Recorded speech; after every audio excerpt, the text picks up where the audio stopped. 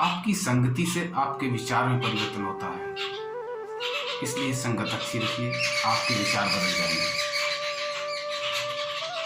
हरे कृष्ण दोस्तों, मैं हूं हिमेश नागर। मैं आपको जो अद्भुत किस्सा सुनाने जा रहा हूं, जो बड़ा ही मधुर है, जिसे आप सुनेंगे तो सुनते ही रह जाएंगे। ये प्रसंग इसी घटना पर आधारित है। एक भंवरा था,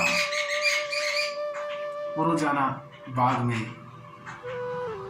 रस चूसने जाता था, सुगंधित वातावरण का आनंद लेता था और कहता था, हे प्रभु, हे ईश्वर, आपने कितनी सुंदर दुनिया बनाई है, आपका शुक्रिया।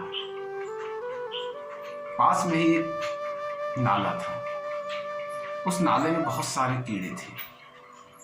वह रोजाना वहां से उड़ता हुआ जाता था और उन्हें देखता था कि ये संसार इतना सुंदर है और ये कीड़े इस गंदे नाले में है। उनमें से एक कीड़ा अलग बैठा हुआ उसे रोज दिखाई देता था। जब वो बाग में से उड़ता हुआ रस चूसकर वहां से निकल रहा था शाम के समय, तो वह उस कीड़े के पास गया और बोला, आप इस गंदे नाले में क्यों रहते हो? दुनिया तो इतनी खूबसूरत है। वो बोला, मैं तो ऐसा ही रहता हूं। भंवरे ने कहा, ठीक है, आज से हम तुम्हें अपना दोस्त बना लेते हैं और हमें ये दुनिया आपको दिखाएंगे। इतना कहकर भंवरा वहां से चला जाता है।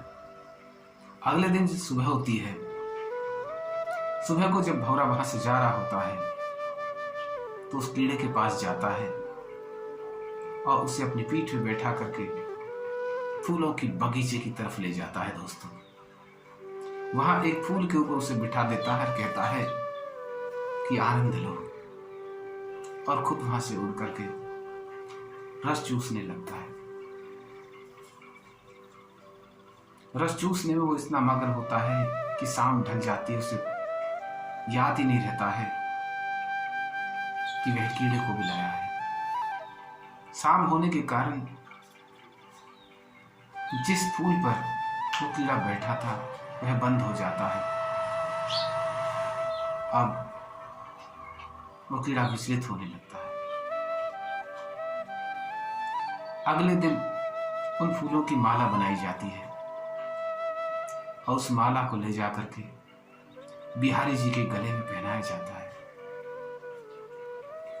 तब वह कीड़ा वहां देखता है,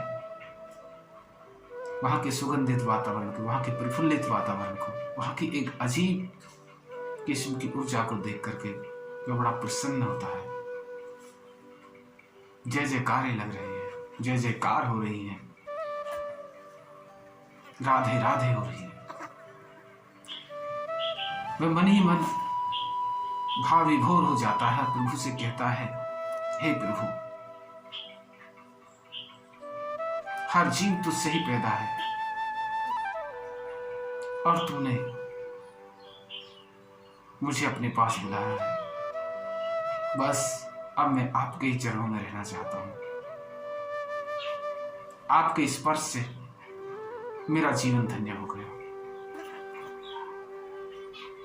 वो भाव विभोर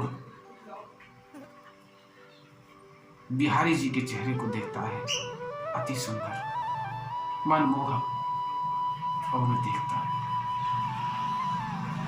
लेकिन हर चीज का समय होता है, उसे भी जाना था। अगले दिन उसको माला को उतार लिया जाता है, क्योंकि बिहारी जी के लिए दूसरी माला आ गई थी। उस माला को उतार करके यमुना में बहा दिया जाता है। तब वो कीड़ा बिहारी जी का, उस प्रभु का धन्यवाद करता है, प्रभु, आपके स्पर्श से, आपके आशीर्वाद से, आपके प्रेम से मैं धन्य हो गया। आपके आशीर्वाद से आज मैं सदगति को प्राप्त हो गया। काश आप जैसा दोस्त हर किसी को मिले।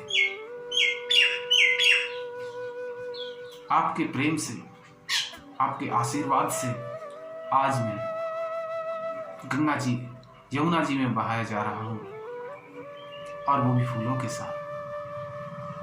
आपका बहुत बहुत शुक्रिया है। तो दोस्तों, वह उस भंवरे का भी शुक्रिया अदा करता है जिसने उसे यहां तक पहुंचाया था। तो दोस्तों, ऐसे भंवरे हमारी जिंदगी में रोजाना आते हैं, लेकिन हम गलत जगह आकर्षित हो जाते हैं। ऐसे भंवरों को हमें पहचानना चाहिए, चाहे वो विचारों के रूप में हो, चाहे किसी कार्यक्रम के रूप में हो, महापुरुषों की वाणी के रूप में हो, किसी कार्यक्रम के रूप में हो, या अच्छे विचारों के रूप में हो, अच्छे साहित्य के रूप में हो। हमें पहचानना चाहिए,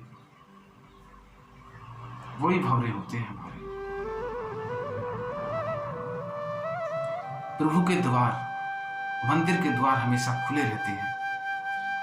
वहां जाकर कुछ समय बैठना चाहिए, उस प्रभु से बातें करना चाहिए, अपने मन की बातें बताना चाहिए, उनकी चर्चा दोस्तों से करनी चाहिए, और दोस्तों की चर्चा को जो उनके विषय में हो वो सुननी चाहिए।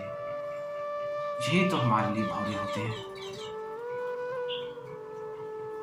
बस ये पहचानना ही हमारा काम है। तो दोस्तों, हमें अपने जीवन में सत्संगति पर विशेष ध्यान देना चाहिए। हमेशा अच्छी संगत में ही रहना चाहिए, जिससे हमारे विचारों में परिवर्तन हो और हमारे अंदर भी परिवर्तन हो और हम सद्गति को प्राप्त हो। हरे कृष्ण दोस्तों।